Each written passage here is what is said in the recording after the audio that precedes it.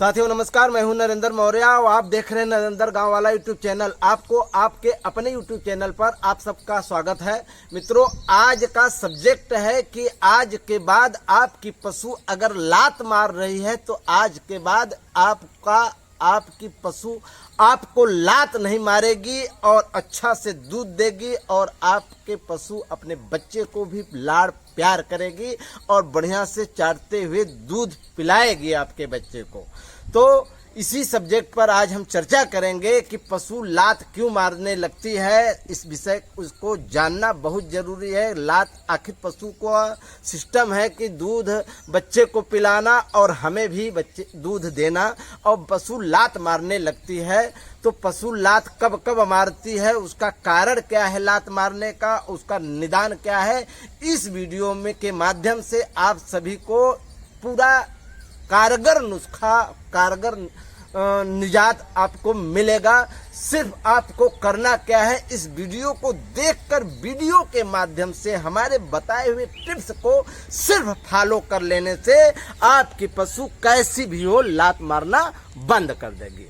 पहला मित्रों, अगर आपकी पहली ब्यात की गाय है और वह बच्चा दी है तो हो सकता है कि आपकी गाय लात मारे, और यह पहले से ही सोच लेना है। और कभी कभी ऐसा होता है कि आपको बच्चा देने के बाद आप दूध दुहना शुरू किए तो पशु आपकी दूध दुहवाएगी, बच्चा भी पिलाएगी, लेकिन कुछ दिन बाद वह लात मारने लगती है। तो पहला सब्जेक्ट यह है कि गाय बच्चा देने के बाद हो सकता है कि लात मारे। हम क्या करें कि वह लात न मारे, अच्छा से बच्चा को दूध दे, बच्चा को पिलाए और हमें भी पिलाए। तो जैसे ही बच्चा दे, अगर गाय अपने बच्चे को चाट रही है तब तो बेटर है। अगर गाय बच्चे को नहीं चाट रही है, थोड़ा सा उसकी डिलीवरी डिफिकल्ट हो गई तो पशु पीर में है, उसके दर्द के कारण बच्चे को नहीं चाट रही है, तो चाटने के लिए सबसे पहला गुड़ 1 पाव पानी में खून कर, पानी में भिगोकर लपसी नुमा बनाकर बच्चे के पूरे शरीर पर आप लेप कर दीजिए। पहला नुस्खा है कि बच्चे के शरीर पर लेप कर दीजिए। आपकी गाय गाय के सामने बच्चे को रखिए, गाय बच्चे को चाटना शुरू कर देगी। अगर गाय चाट ली तो दूध पिलाएगी। हो सकता है कि दूध न भी पिलाए, तो उसके लिए हमें पहले से ही तैयारी रखना होगा कि जैसे ही बच्चा खड़ा होना शुरू करे, बच्चे को आप पकड़िए मत और ब्यात वहां कराए जहां रोज पशु बांधी जा रही हो, और उसके इर्द गिर्द वही आदमी रहे जो पशु को दाना चारा या दाना बाटा दे रहा है, खिला पिला रहा है, नहला रहा है, वही पशु के पास रहे। दूसरी बात यह है कि बच्चे को खुला छोड़ दीजिए, माँ के पास जाए, बच्चा को माँ चाटती रहे और बच्चा दूध के पास जाए, थन के पास जाए, और जब जाएगी बच्चा को तो बच्चा उसके बाल को पकड़ेगी, उसकी छेमी को पकड़ेगी, पकड़ना नहीं आएगा, क्योंकि पहले ही ब्यात में पशुओं के बाल को, थन को सहलाता है, गुदगुदी पैदा होती है। अगर आप हाथ लगाएंगे तो धीरे धीरे बच्चा तो मुंह से बाल को नहीं पकड़ पाएगा, लेकिन अपनी माँ के थन में मुंह को लगाएगा, बाल को लगाएगा, धीरे से जीभ निकालेगा तो उसका गुदगुदी धीरे धीरे खत्म होगा। बच्चा घूम जाएगा, दूसरी तरफ मुंह की तरफ से फिर आएगा, माँ लाड़ करती रहेगी और बच्चा धीरे धीरे माँ के थन में अपना मुंह लगाएगी और बाल को पकड़ेगी। जब तक आए क्रिया करती, धीरे से आप अपना हाथ लगाएं, छेमी को पकड़कर बच्चे के मुंह में डालें। आप इंतजार न करें कि जेर डालने के बाद ही बच्चे को दूध पिलाया जाए, यह सिस्टम गलत है। पहले ही दूध पिलाना चाहिए, इसलिए कि दूध बच्चे को जब माँ पिलाती है तो माँ के मस्तिष्क से ऑक्सीटोसिन नामक पदार्थ रिलीज होता है, जो दूध को पसाव के लिए, पहनाव के लिए बहुत अच्छा होता है और अच्छा सेंस जाता है, अच्छा समझती है, और माँ दूध छोड़ती है और बच्चे को दूध पिलाती है। जब थन थोड़ा सा हल्का हो जाएगा तो जब गाय बैठेगी तो थन में भी चोट लगने का डर नहीं रहेगा, और जब ऑक्सीटोसिन रिलीज होगी तो बच्चेदानी में उथल पुथल पैदा करेगी और जेर को डालने में मदद करेगी, जेर छोड़ेगी पेट से बच्चेदानी से।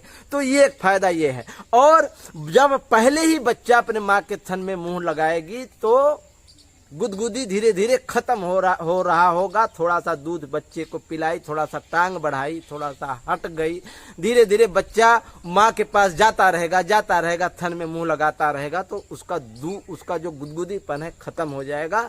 और बाद में जेर डालने के बाद जब आप बच्चे को पिलाएंगे तो बढ़िया से पिलाएगी और आपको हाथ भी लगाने देगी।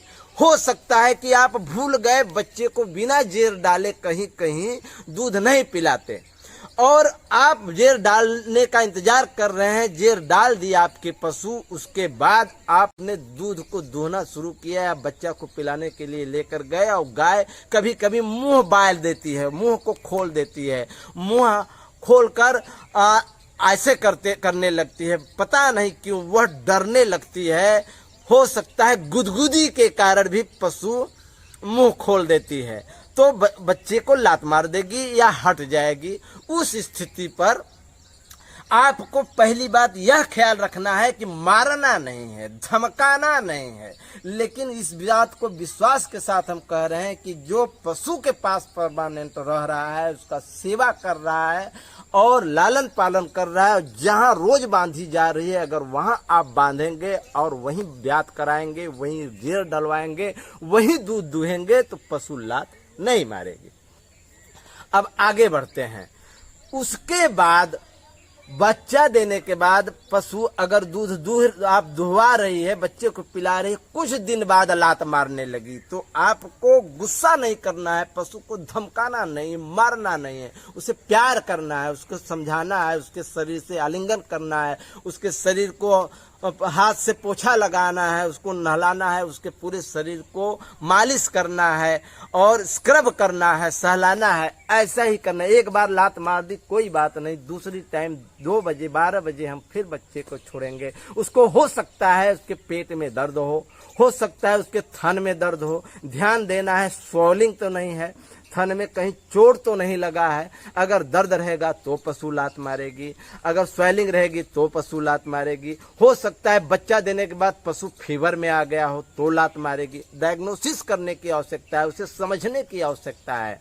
अगर पशु को बुखार आपको लग रहा है तो यह नीम का पेड़ देख रहे हैं आप, इस नीम के पेड़ पर गुरुच, जिसे अमृता कहते हैं, गुरुच चढ़ा हुआ होता है। जैसे देख लीजिए हमारे इस पेड़ पर गुरुच चढ़ा हुआ है, ऐसे ही इसकी डंठल होगी, पत्ता तो नहीं है। यह ज्येष्ठ का महीना खत्म हो गया है, आषाढ़ लग चुका है, यही गुरुच है। नीम के पेड़ पर चढ़ा हुआ गुरुच को थोड़ा सा तोड़िए, कम से कम इतना तोड़कर खून कर 1 गिलास पानी में पकाइए, 1 कप रह जाए, पशु को पिलाइए। आधा घंटा बाद उसका फीवर कम होगा, क्योंकि यह शरीर में गर्मी करेगी, जेर को डालने में मदद करेगी और पशु का हरारत, बुखार, पेट में दर्द कम होगा। यही क्रिया 2-3 दिन आप कर दीजिएगा, पशु का हरारत, दर्द, बुखार खत्म हो जाएगा।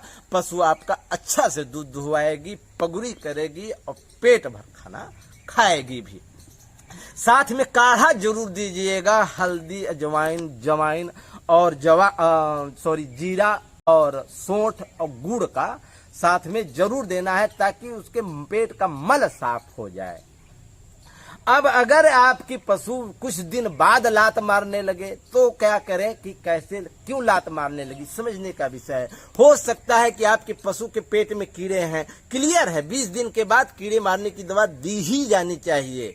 आप किसी चिकित्सक से पहले मिलकर और उसके वजन और उसके एज के हिसाब से पशु को कीड़े मारने की दवा दीजिए, ताकि उसे कहते हैं डिवार्मिंग अवश्य कराना है। आप डिवार्मिंग कराने के बाद ब्रोटोन टॉनिक अवश्य दीजिएगा, क्योंकि खाली पेट सुबह कीड़े मारने की दवा देने के बाद 1 घंटा बाद दाना बाटा दीजिएगा।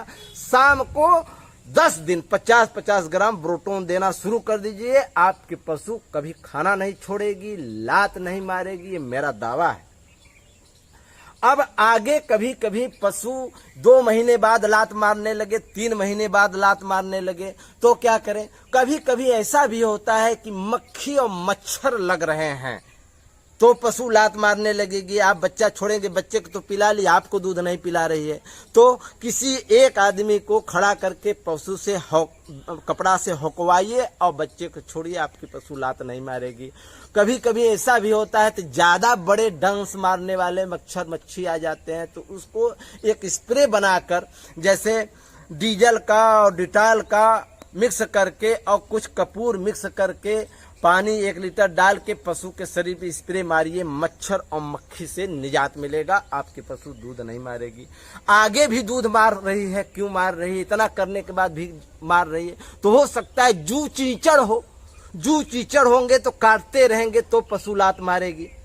तो उसके लिए क्या करें? अगर जू चीचड़ है तो सबसे रामबाण दवा बता रहे हैं, और बिना पॉइजन की, मार्केट से नहीं दवा ले आना है, घर पर डालडा घी में हल्दी मिलाकर पूरे शरीर में आप लगाइए, अंगुली के पोल से जहां जहां जू चीचड़ हो पूरे शरीर में आप मल दीजिए। नो साइड इफेक्ट, चाहे व्याभिन हो, चाहे दूध वाली हो, चाहे जैसी भी हो, लगाइए और छोड़ दीजिए। 2 दिन 3 दिन आप लगा दीजिए, पूरा जू चीचड़ आपके पशु के शरीर से खत्म।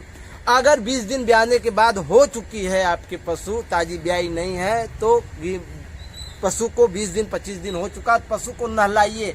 और आपको बता दें, मार्च अप्रैल मई जून ये 4 महीना जू चीचड़ का बहुत बड़ा अटैक होता है, क्योंकि गर्मी बहुत पड़ती है, गर्मी में पसीना होता है, पसीने के सड़ांध से जू चीचड़ पड़ जाते हैं। तो पशु को रोज नहलाइए, जू चीचड़ नहीं पड़ेगा। डिवार्मिंग देते रहेंगे, पशु के शरीर में जू चीचड़ बिल्कुल नहीं पड़ेगा।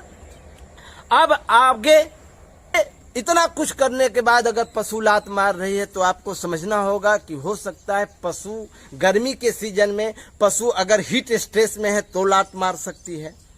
गर्मी के सीजन में हीट वेव चलती है, जो लू लगने वाली, जो गर्मी में गर्म हवा चलती है, उसमें पशु को हल्का हल्का अगर लू लग गया, पानी शरीर से कम हो गया और पशु हाँफ रही है तो लात मार सकती है।